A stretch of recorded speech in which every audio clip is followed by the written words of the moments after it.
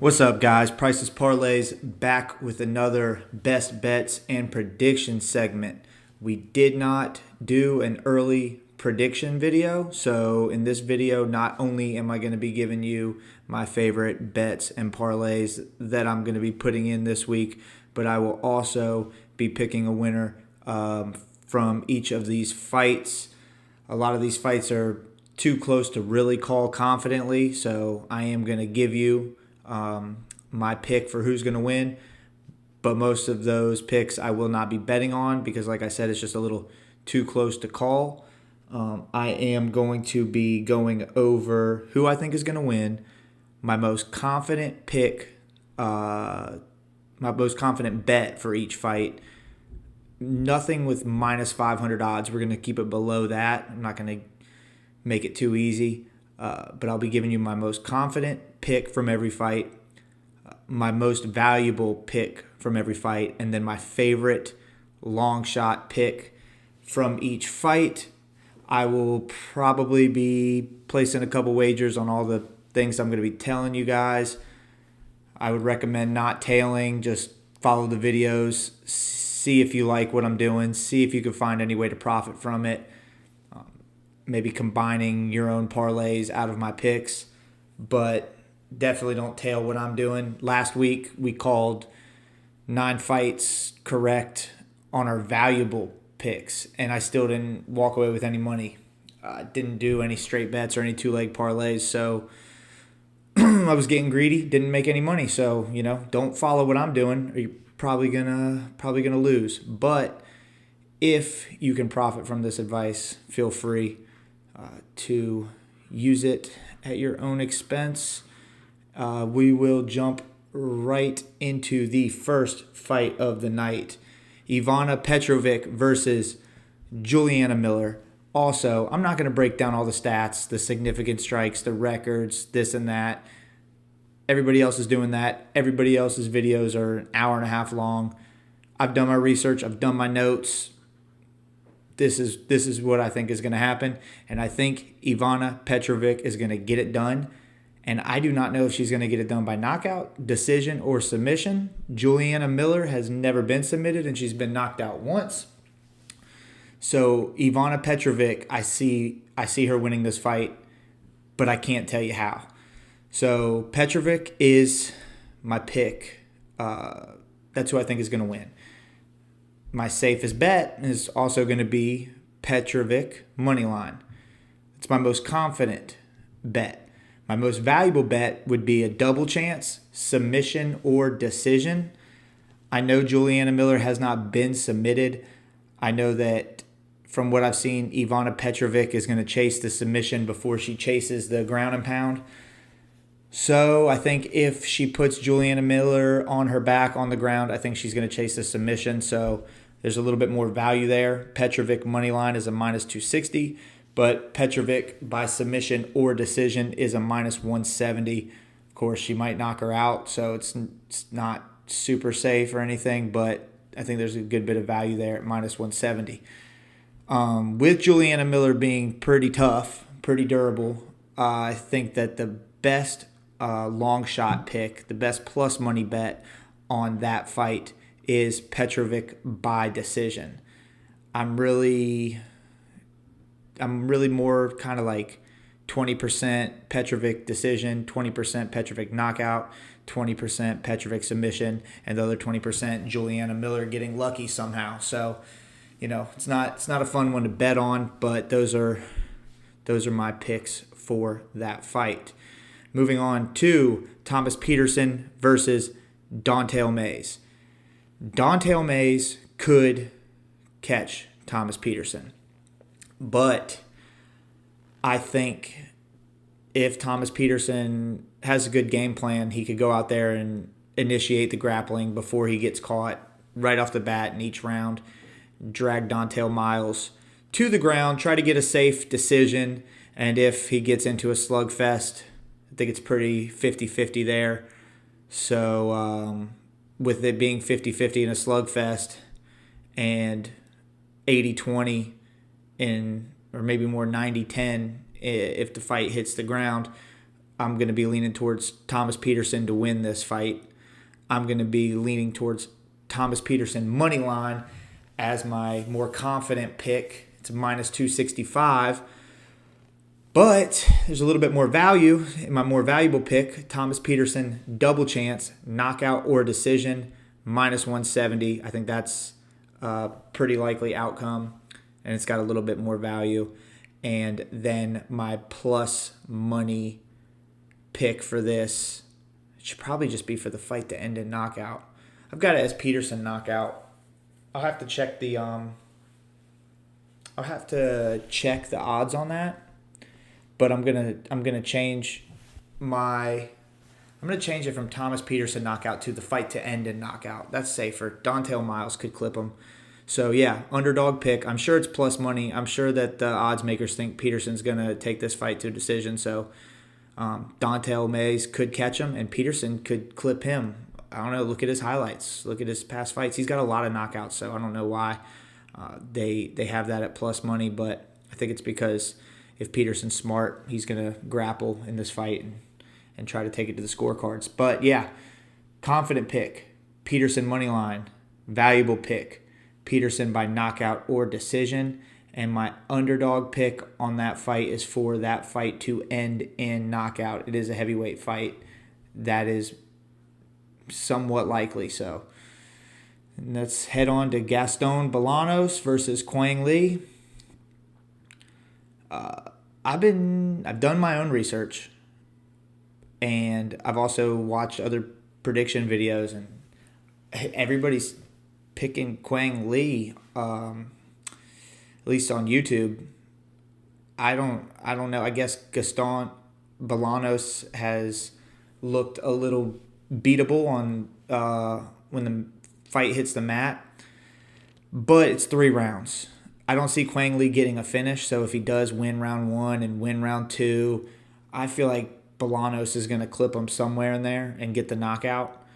So I'm taking Bolanos to win the fight, and I'm taking Bolanos money line as my confident pick.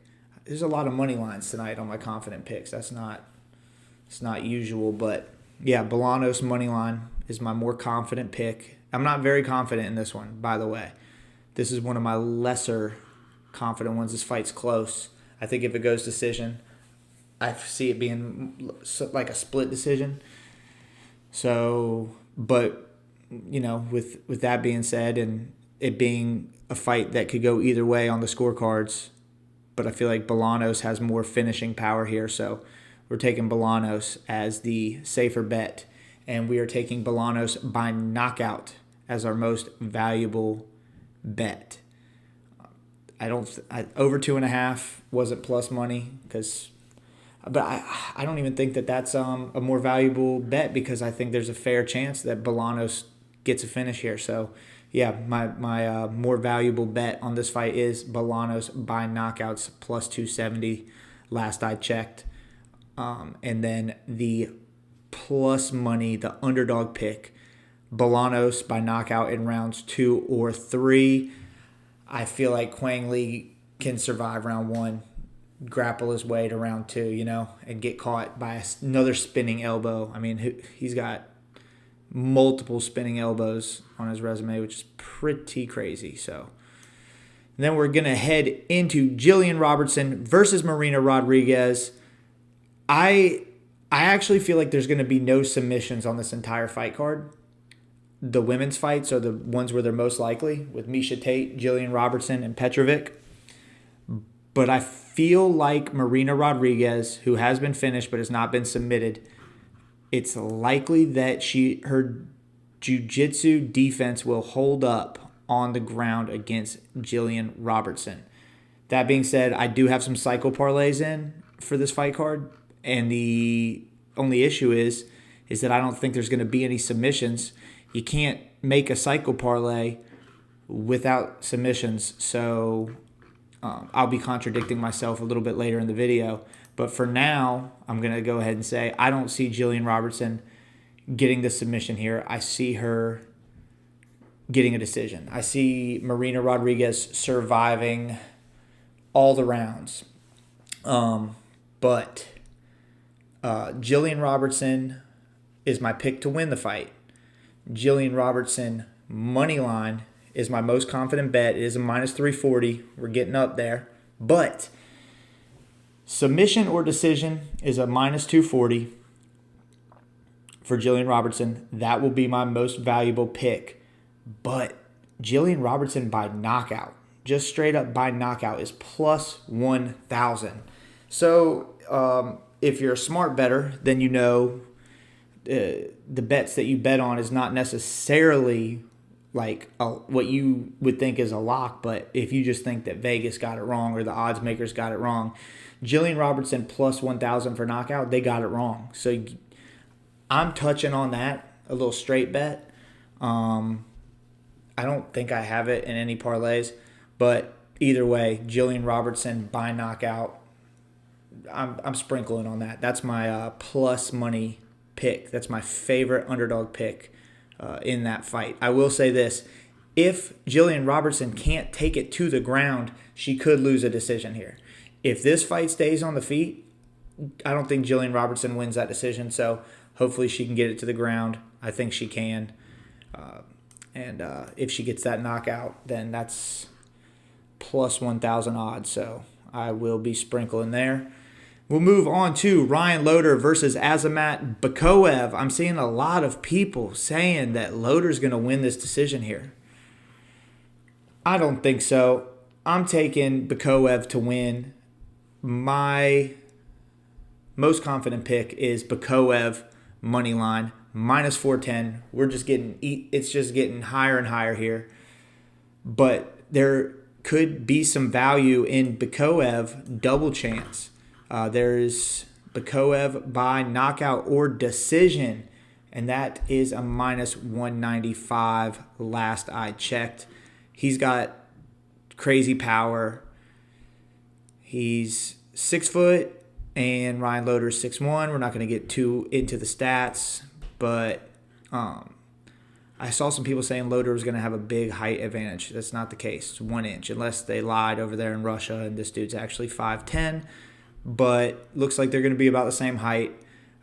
I think if it goes to decision, it will be close. But I'm pretty confident that Bakoev gets him out of there in 3 rounds. So Bakoev's my pick. Bakoev money line is my confident bet. Bakoev by knockout or decision is my most valuable pick. And for the fight to end in knockout, plus 165, that covers any chance that Ryan Loder gets a knockout like he did against, the Valentine? I want to check that before I say the wrong person. Who did he knock out? Valentine, yep, with the elbow. So he could, if he gets lucky and clips Bakoev, and you took that underdog pick, or if I took that underdog pick, then we're still in the money there. Fight to end a knockout.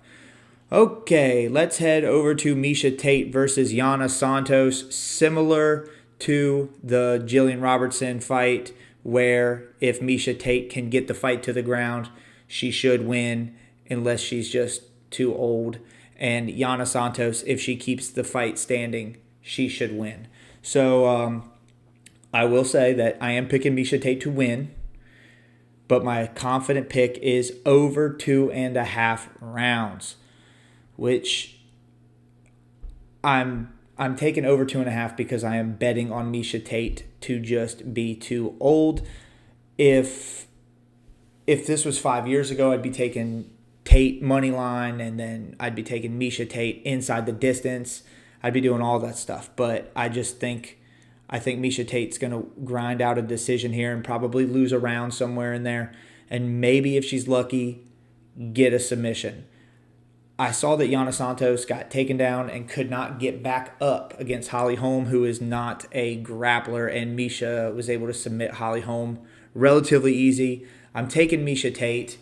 This is about as tough for me to call as the Gaston Bolanos fight. It's pretty close to a toss-up. I am taking Tate. I am taking over 2.5 as my confident bet, and I'm taking Tate money line as my most valuable pick. When I locked it in, it was a minus 150. It's a minus 142 now. So it's still pretty close. But my underdog pick, my plus money pick for this fight is Miesha Tate by submission. It's right around a plus 500. So she could get it done by submission. So, I'm dabbling there. Jeremy Stephens, one fight deal with the UFC in his hometown after going on a little tear in bare knuckle, but he was not going on a tear in MMA prior to that, I believe, winning one of his last 7 or 8. Mason Jones is a minus 600 favorite, minus 575. This is called a minus 600. There's no value in betting on Mason Jones, who I do kind of feel like will win a decision here. And I think that a more confident bet here would be for this fight to a more confident bet should probably be Mason Jones by decision. But we're going to take Mason Jones by knockout or decision. We're going to pick Mason Jones to win the fight. We're going to take knockout or decision as my more confident pick. The more valuable pick, it's plus money, is for the fight to end in knockout. Jeremy Stephens said something about like he was going to end this dude's life or something crazy. I don't know, in his hometown. So Jeremy Stephens might come out and hit him with the Josh Emmett again. So yeah, I like fight to end in knockout. I'm putting a straight bet on the fight to end in knockout, and it would be something if Jeremy Stephens got it done by knockout, which is why that's our plus money pick. Jeremy Stephens by knockout is a plus 850. Jeremy Stephens by knockout against anybody shouldn't be a plus 850. That's crazy. It could happen. I hope it happens. I like to see these guys, you know how I talk about the Dominic Reyes.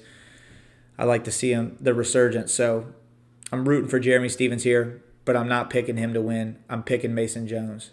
And then we'll head into Cameron Smotherman versus Siri Side. I am switching my pick. My original pick was Siri Side. I was swayed by the internet. Everybody's saying Cameron Smotherman this, Cameron Smotherman that. I mean, and he's plus money. So how did I decide? I went back and I watched Siri Side's Garrett Armfield fight, and I watched Cameron Smotherman's fight with Jake Hadley. I actually think Smotherman's going to win now. I mean, your debut, you don't usually do quite as good as Smotherman did. So I'm rocking with Smotherman here. I'm rocking with Smotherman by decision as a straight bet somewhere in there. But Smotherman's my pick on who's going to win. Over 2.5 is my confident pick. Smotherman money line is my most value at plus 114. And Smotherman by decision is my plus money pick at plus 280. Now, nowhere on the internet have I seen anybody say Daniel Marcos is winning this fight. So you're seeing it here first. I feel like I'm the only one who's rocking with Daniel Marcos. But the fact that he did get clipped by Yanez is a little sketchy because Montel Jackson might be one of the fastest and hardest hitting guys in this weight class. And if you don't know about his wrestling background, take a look. The dude can wrestle also. I'm not sure how good his gas tank is because he's too busy knocking fools out in round 1, but he lost the Ricky Simone fight. I feel like he kind of cracks under the pressure. When he gets a really good, durable guy and he can't finish that guy, he loses the decision. Not always. He's won a lot of decisions as well, but he lost to Ricky Simone, and I kind of see him losing to Daniel Marcos by decision. Now, this fight, like the Miesha Tate fight, it's one of those ones that's really too close to call. So if I got a fight that's too close to call, I'm not betting on the minus 200. I'm betting on the plus 164. Give me Daniel Marcos. He's my pick to win. My most confident bet here is for this fight to go over 2.5 rounds, which is a little bit sketchy with Jackson's punching power, but I don't see Marcos finishing him, and I see him being able to grab on to Jackson if he gets clipped. He won't be able to take Jackson down, but at least hold on for dear life and survive and make it a tough decision where I will be taking Marcos money line as my more valuable pick. Marcos by decision is my plus money underdog pick for that fight as well. Santiago Ponzinibbio versus Daniel Rodriguez. Like the Miesha Tate fight 5 years ago, my money is on Santiago. If Santiago was a minus 400 favorite 5 years ago, I'm taking Santiago. But today, he is a minus 122 favorite, and I'm not taking him. I'm taking Daniel Rodriguez. He is my pick to win this fight. My most confident pick in this fight is for the fight to go over 2.5 rounds. Daniel Rodriguez got finished by Ian Gary, but he didn't get finished by Kelvin Gastelum. And I feel like, he got hit with a head kick with Ian Gary. As far as just standing and banging with Santiago Ponzinibbio, I think that if Kelvin Gastelum's heavy hitting drop Daniel Rodriguez, I don't think Ponzinibbio will. I'm leaning towards this fight going over 2.5. Daniel Rodriguez moneyline is my more valuable pick. I locked it in at minus 111. It is a plus 102, so there's plus money on Daniel Rodriguez right now. And my plus money pick is Daniel Rodriguez by decision, which I locked in at plus 200. I'll have to check the odds on it now because I believe they are a little bit better. A little bit more valuable now. Okay, Renier de Ridder versus Bo Nickel. Ooh, man. Bo Nickel is finally affordable. But is he going to lose? I don't know. I don't think so. I think it goes exactly like the Paul Craig fight. I want to say there's an argument that Paul Craig's a better striker than Renier de Ridder, but then again, I think de Ridder is just kind of like, sort of like a different kind of Dricus du Plessis, where I think his striking is good, it just kind of doesn't look good, where Paul Craig's is just not good. So the way I see this fight going is Bo Nickel throwing the overhand and possibly shooting for the takedown and doing the old take him down, let him up, take him down, let him up. You know, he doesn't want to take him down and stay down. He could get submitted by de Ridder. So, I'm not Bo Nickel, but if I was Bo Nickel, I would be throwing the overhand and taking him down and letting him up. And if that's all he's doing, the fight's going to go to decision and Bo Nickel's going to win a decision, which we'll get to that in a minute. But I am picking Bo Nickel to win this fight. I do think Bo Nickel moneyline is the most confident pick. But Bo Nickel by knockout or decision is affordable. I don't know if they think Bo Nickel's going to submit de Ridder. I don't see how that could even happen. So Bo Nickel, knockout or decision at minus 175. That's the most value in this fight. But I threw a straight bet, and I will be parlaying Bo Nickel by decision. I think it's pretty likely, and it's a plus 230. So that's my plus money pick for that fight. We get into the main event. Hopefully this breakdown was quick for you. Sandhagen's a minus 500 favorite over Davison Figueiredo, the number 5 ranked bantamweight in the world, and Sandhagen is number 4. It's not correct. This shouldn't be like this. So now this is where, a smart bettor would dabble on Davison Figueiredo because Vegas got it wrong. I don't know if I'm dabbling on Davison Figueiredo.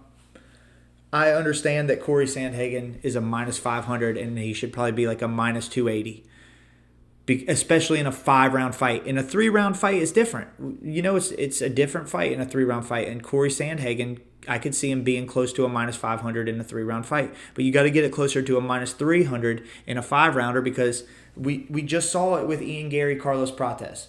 Prates was very dangerous in round 5. Davison Figueiredo, he might gas out, but he's going to be dangerous. He hits hard, and he's got more power now that he's at 135. I could see him at one point clipping Sandhagen and taking the back and getting a submission. I know that sounds crazy, Don't worry. I'm picking Sandhagen to win this fight. My confident bet is Sandhagen by knockout or decision because I told you I wasn't going to take any minus 500 odds. The minus 500, he's a minus 520 or something. So, confident pick, Sandhagen, knockout or decision. The most value is Sandhagen by decision. I know Figgy's going to be tired in round 4 and round 5, but I think he'll survive and lose a decision. Probably all 5 rounds. He might win 1 round. He might win 2 rounds. He might win 3 rounds. I don't know. But Sandhagen, by decision, most valuable pick. My plus money pick, Figueiredo by submission. I mean, how could you not? It's plus 1,400.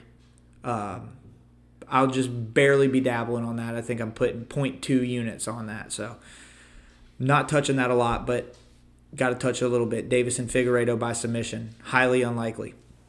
All right, so I'm going to be going over my betting strategy for this week. I'm going to be posting it up here. We're going to be doing we're going to be breaking down 14 units. 7 of them are going to be going on the straight bets, and then the other 7 are going on the ladder parlays, the cycle parlays, long shot cycle, a full fight parlay. We'll do 0.2 units on a full fight card parlay with all 12 fights. Combination of my most confident picks and my most valuable picks, and throw it into a 12-legger. And we will also be going over just a couple of random parlays that I like, 2-leggers, 3-leggers, blah, blah, blah. So, start out with the old ladder bets. So, the ladder bets were working out before I started making the videos, and then I made the video, and the very first one I did not work out. So hopefully we can turn that one around here. The ladder bet, the way that we're going to be doing this is we'll be putting 1.6 units on the early prelims, the first 3 fights of the night. 1.6 units on a more confident 3-leg parlay. Then we'll be taking half of that, 0.8 units, and we'll be breaking those fights down a little bit. And then we will go down and put 0.4 units and be breaking them down a little bit more. And then we'll put 0.2 units and we'll break them down even more. So if the last leg hits, it is likely, or if the last part of the ladder hits, it's likely that the first 3 will all hit as well. So it'll be a nice little payout. And then I am putting 2 cycle parlays in and a long shot cycle parlay. Although I don't think that any fights will end in submission, we got to do it. This is my betting strategy. I've got to have the cycle parlays in there. We'll see how this goes. I might tweak it next week. And we'll go over the 14 or 12 leg full fight card parlay. So, first part of the ladder bet, 1.6 units on Petrovic money line, Peterson money line, and Bolanos money line. 1.6 units. We'll bring back 5 units on that. And then when we break it down, we will go back to Petrovic, but we will do submission or decision. We will go back to Peterson, and we will do knockout or decision. And then we will keep Bolanos money line. 0.8 units will turn into 3.4 units. Then we'll break it down some more. Petrovic, submission or decision again. And then we will take the Peterson fight to go under 2.5 rounds plus money. And then we'll take Bolanos by knockout. Put 0.4 units. That'll be turned into 5.3 units. And then lastly, Petrovic decision, Peterson knockout, and Bolanos knockout, turning 0.2 units into 8.8. We're going to try it. Hopefully it'll work out. Cycle parlay number 1, Bolanos by knockout again. Jillian Robertson by submission because she's the most likely person on the card to get a submission, although I don't think she will. And we are going to do Sandhagen by decision, turning 0.6 units into 14.2. That's a plus 270 cycle parlay. Now the next cycle parlay is less likely, but I like it. Other than the Robertson submission, we got to go with her twice because we don't have very many options. We're going to do Bakoev by knockout and Cameron Smotherman by decision. This turns 0.4 units into 18 units. It is a plus 44.14. And then my long shot cycle parlay, I'm suggesting you don't tail anything, but please don't tail this one. Misha Tate by submission. I don't even want to say it. Jeremy Stevens by knockout. And Bo Nickel by decision. This turns 0.4 units into 77.8 units. And this is a plus 19,370. So don't tail it. A couple of random parlays that we have in. We've got Peterson money line. Oh no, we have Peterson double chance, knockout or decision. Bikoev double chance, knockout or decision. And Bo Nickel double chance, knockout or decision at plus 277. We've got Jillian Robertson money line. The Smotherman versus Siri City fight to go over 2.5 rounds. And Bo Nickel double chance again, knockout or decision. That's a plus 224. I doubled up. I did a little two-legger on Bo and Corey to both win by decision, which is a plus 465. I did put a 5-leg parlay in. Petrovic money line, Robertson money line, Bikoev by knockout or decision, Bo by knockout or decision, and Corey by knockout or decision at plus 472. I'll be putting my full fight card parlay up in one of these corners because I don't know what it is off the top of my head. I'm using my phone to film this video, so I can't look at it. And if you guys want to see the $100 to win $100,000, which did not turn out very well the past 2 weeks, and I'm pretty much just throwing away $100 every week. If you want that in this fight, comment below your long shot pick from each fight, and if we get enough people commenting, I'll throw it in. And the 4 people or 3 people, because I think that with these fights we can get a $100 to $100,000 parlay going with 3 to 4 legs. So the 3 to 4 people that comment and I use their pick in the parlay, if it hits, you know the deal. I'll be sending you guys some money, probably about $2,500 if I had to guess. So comment below if you want to see that 100 to win 100,000. Comment your pick plus money. Make sure it's like a plus 500 or something, or we probably won't be able to use it. And yeah, other than that, check back in on Sunday and see how we did. Don't tail these bets, because Lord knows I can't make no damn money off of this UFC stuff. I'm posting my picks. They're smacking, they're hitting, and I'm building my parlays, and they're all off by 1 leg. So maybe if you're doing straight bets or 2-leg parlays, you can make something off of this. But, you know, I'm not a financial advisor. I can't give you any advice. Don't gamble if you can't afford to lose. Don't tail my picks, because I might know my about these fights, but I don't know my about building parlays. I'll post my strategy up here so you guys can check it out and check in next week and see how many units we're up or how many units we're down, and see if this 7-unit straight bet and 7-unit parlay strategy is working for us. But yeah, we'll see you on Sunday. Have a good one. I feel like I'm just better and cooler than those guys.